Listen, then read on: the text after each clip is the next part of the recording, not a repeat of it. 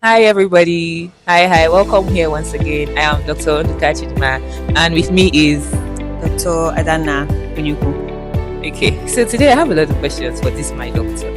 Okay. So first of all, as a dentist, I'm sure you've seen a lot of things happening, right, in this part of our world.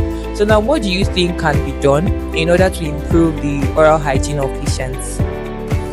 If we're talking about within the clinic, I would advise that when patients come in, there should be like a sort of health talk prior to whatever treatment that needs to be administered, even if it's in a small part of the clinic or the hospital, and then advise and educate patients properly on how to maintain a good oral health. Also, because this is just dental clinic, even in the other buildings, other departments in the hospital, I would just advise that at every point in the hospital there should be a form of oral health talk, as well as maybe if you go to antenatal, they're giving you some talks about pregnancy and all of that. There should be things like that to educate people, because information is actually key. So at every aspect, at every point of the hospital, there should be some sort of oral health talk that's giving information about how people can, because people are actually interested in these things and all. Then if it's in terms of at least people that don't come to the hospital, honestly speaking, I feel like this is why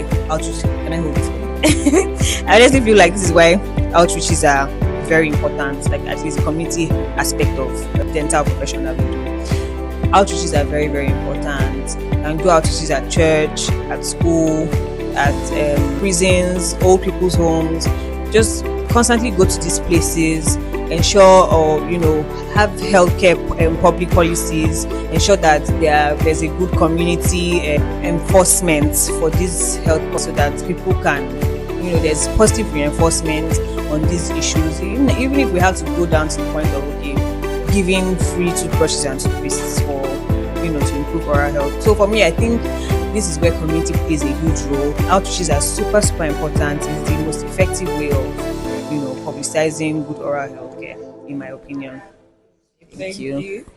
Thank you so much. Thank you.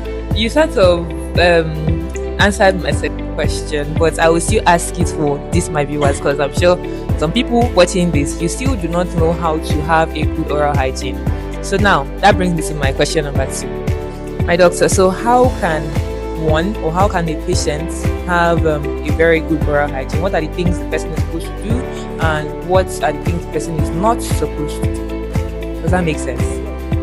Okay, we'll go down to the basics of how many times you brush in a day. First of all, it has to be important that you are brushing at least twice in a day for 2 minutes as you are brushing, so that you just spit out at least 2 minutes. And then your brushing technique is very important. I'm sure Dr. Chidinma will educate on how to Scroll down.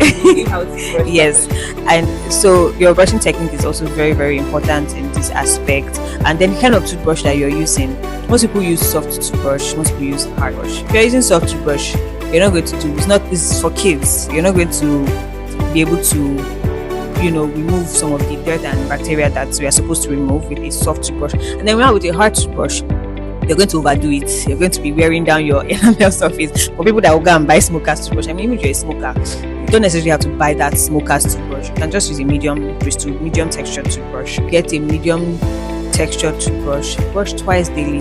And then flossing is very important. I don't know if, I'm sure she has also talked about flossing. Ideally, you're supposed to floss at least once a day at the end of the day after brushing. And sometimes, not sometimes, a lot of diet right now is ketogenic, as in they have sugar. So if you're going to indulge in any type of sugary diet or anything like that, I would enforce or encourage that after that, maybe if you take maybe sodas or any carbonated drink or processed drink, you rinse your